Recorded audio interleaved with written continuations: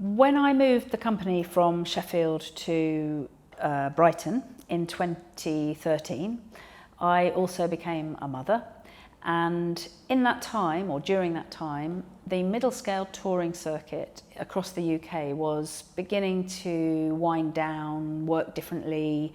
And so the combination of not wanting to leave home as much as a new parent and recognising that Midscale touring was, in my opinion, slightly in crisis, and also being interested, because I have made installations over the years and worked on film also since the beginning of my career, the company made a decision to radically alter how we create and distribute new work.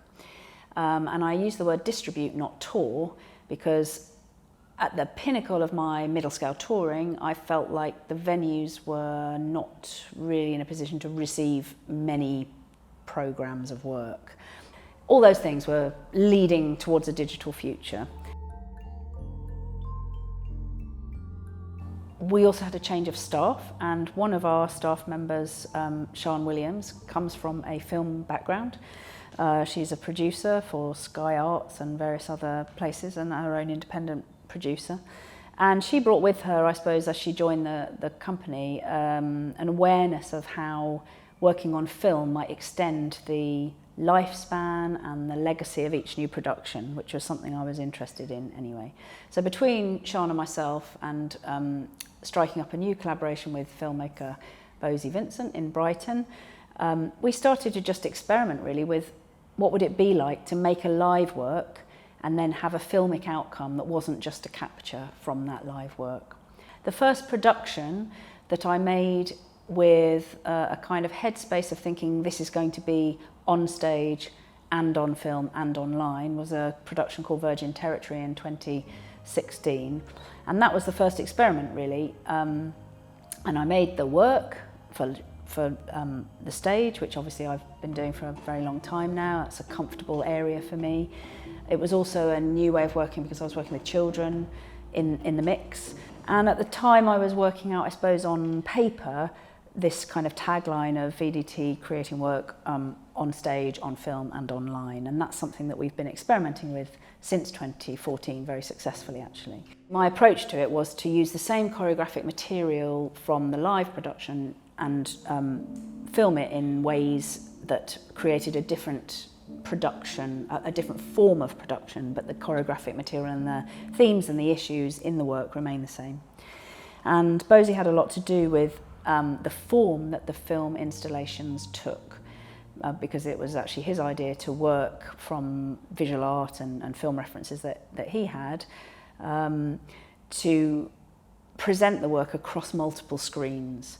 And it actually took us a while as a company to be able to articulate that clearly, because there's lots of different ways to articulate what that is, multi-channel installations. We grappled with the language for a little bit, but essentially what Bosie and I made in the first instance was a split screen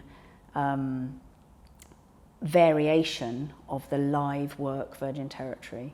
And when we staged it, as I designed the live work, I designed a context for Bosie's film work to sit in. And in the first instance, that was played across 4 screens as a main event with a sort of coda screen, a 5th screen, a softer area that you'd then travel to within the journey through a gallery space or a theatre space. So I guess the idea is that we take the material and we make you look at more than one thing at the same time, which but close up and with a different sense of location and proximity and context around it. I guess the film installations also mirror the live experience when they're visited or witnessed in a gallery. So I think Bosie and I were trying to maintain some aspects of an audience being a live audience, but witnessing film not in a dark cinema, but kind of walking through as you would with a visual art installation. And obviously it's Bosie's eye and his take on how close to get, how close in to get to the action, how to capture the whole and the detail that then transforms the way we see a performer perform that same material. The process of making a live production for the stage involves Bosie, the filmmaker, who comes into rehearsal to get familiar with the material and indeed creates for us the trailers for the work to advertise it and market it, but also has an eye on what would work filmically. And interestingly, as I make more work in this way, whenever I'm making a live work, I'm also thinking about how this would look on film, where we might shoot it, which segments might be better or worse, or which might work.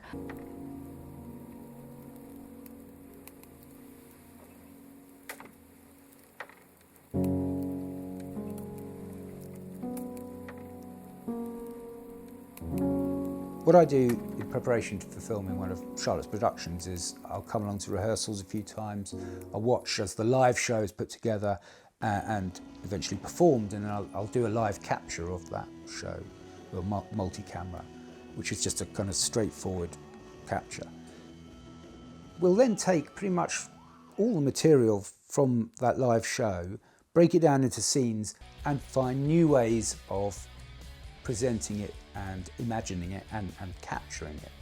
And that might involve shooting it multiple times from different proximities, maybe some very close up. That gives a completely different view of the material than you would get from sitting in theatre.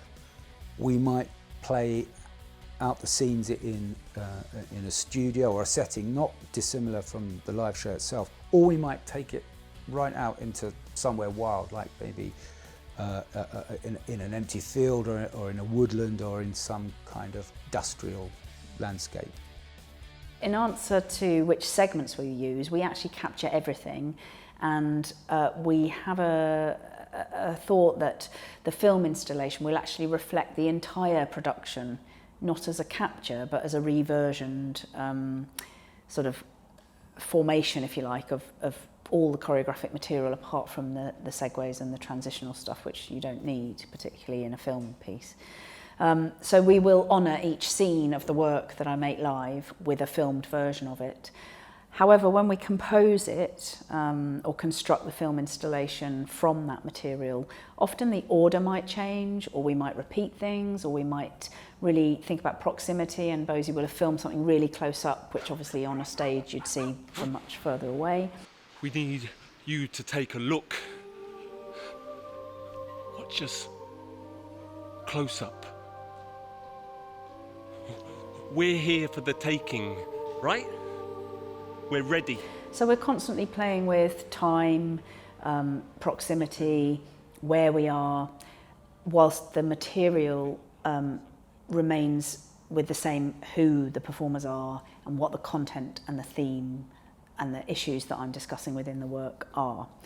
So it's definitely a really interesting process to kind of translate. I think of it as an act of translation from live to the film installation version. And we also know that the form will be able to be more fragmented as a film installation, and also that what Bosie does really well is kind of put different images sort of running together. We talk about this a lot, that there's concurrent images that make the audience of the film installation have to focus on more than one thing at a time.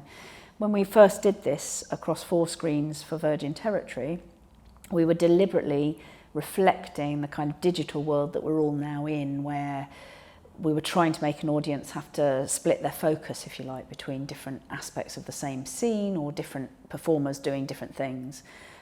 Whereas I guess when you watch something live from the dark sort of theatre seats, you always see the whole picture. You rarely are able to zoom in to one person's little bit of the show. I'm following you. I'm watching your every move. That's what we like about the film installations, that you're demanding more in a way of the audience, whilst you might lose a little bit of the emotional warmth of a live work because it's more coolly on 4 or 5 screens. What you get more of is a close-up, obviously, and a real sense that you're being, I'm demanding that you look at more than one image at the same time. And that, I think, reflects our somewhat fractured the digital world that we now live in, that we swipe really quickly, and our focus and our attention is not in one place for very long anymore.